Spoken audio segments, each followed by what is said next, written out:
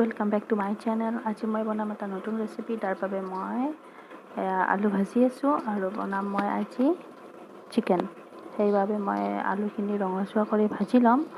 আৰু ৰেচিপিটোৰ বাবে আমাক লাগিব নৰসিংহৰ পাত আৰু জালুক, জিৰা, তাৰপাছত পিঁয়াজ, এইখিনি আৰু জলকীয়া দিব পাৰে আপোনাৰ ইচ্ছা অনুযায়ী। আৰু মই মাংসখিনি মেৰিনেট কৰি ৰাখি থৈ দিছোঁ অকণমান নেমু টেঙা আৰু নিমখ, হালধি, এইখিনি মছলাৰে মই মেৰিনেট কৰি ৰাখি থৈছোঁ আধা ঘণ্টাৰ বাবে। তো এইখিনি আলুখিনি ভজা হোৱাৰ পাছত মই কি দিওঁ চাই থাকক।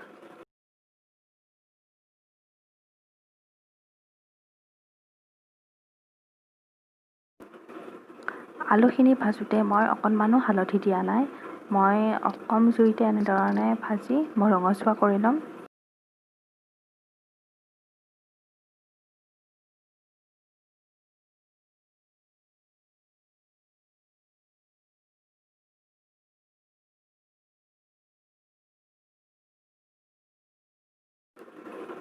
এয়া চাওকচোন, আলুখিনি প্ৰায় ৰঙচুৱা হৈ পৰিছে। এইখিনি আমি এতিয়া এখন বাচনত উঠাই লওঁ।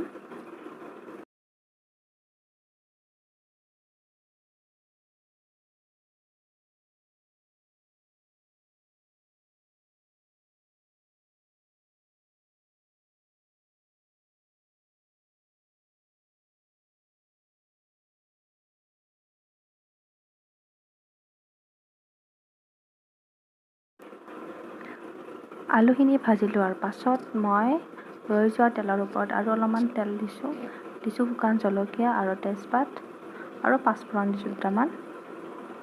আৰু এইখিনি ৰঙচুৱা হোৱালৈকে ভাজিম। তাৰপাছত দিম এয়া হৈছে পিঁয়াজ, সৰু সৰুকৈ কাটি লোৱা পিঁয়াজখিনি দি দিছোঁ। এইখিনি ৰঙচুৱা হোৱাৰ পাছত আমি মাংসখিনি দি দিম।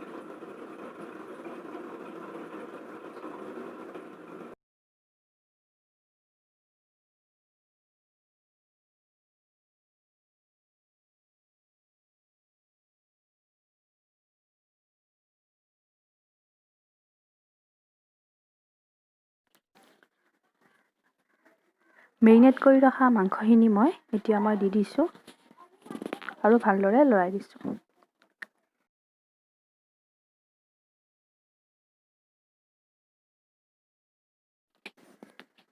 মাংসখিনি মই কমেও 10 মিনিটমান সময় এনেধৰণে ভাজি থাকিম। মাংসখিনিৰ যিটো এক্সট্ৰা পানী সেইটো নোহোৱালৈকে আমি এইখিনি খুব ভালদৰে ভাজি থাকিম।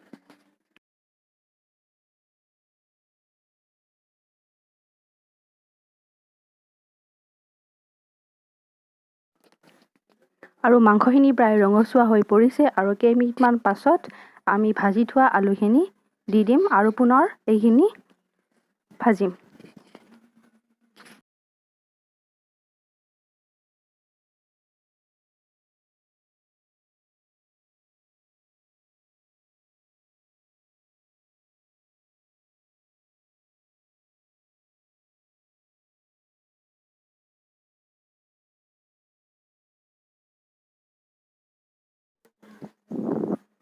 এয়া ভাজি থোৱা আলুখিনি দি দিছোঁ আৰু ভালদৰে লৰাই থাকিম যেতিয়ালৈকে এইখিনি আকৌ ৰঙচুৱা হৈ নপৰে।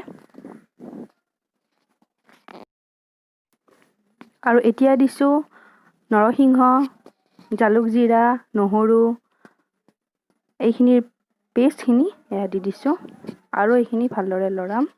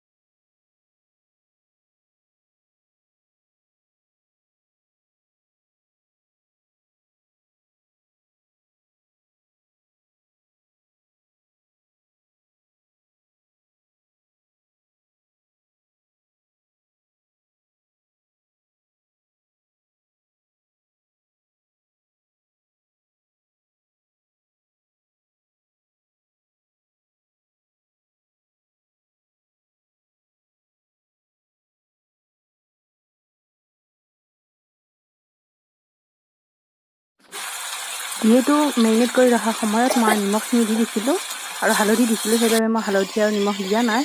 আৰু এতিয়া মই ৰেড চিলি পাউডাৰ অকণমান দি দিছোঁ আৰু এয়া পানী দি দিলোঁ, গৰম পানী দিছোঁ আৰু অকণমান নিমখ দি দিছোঁ।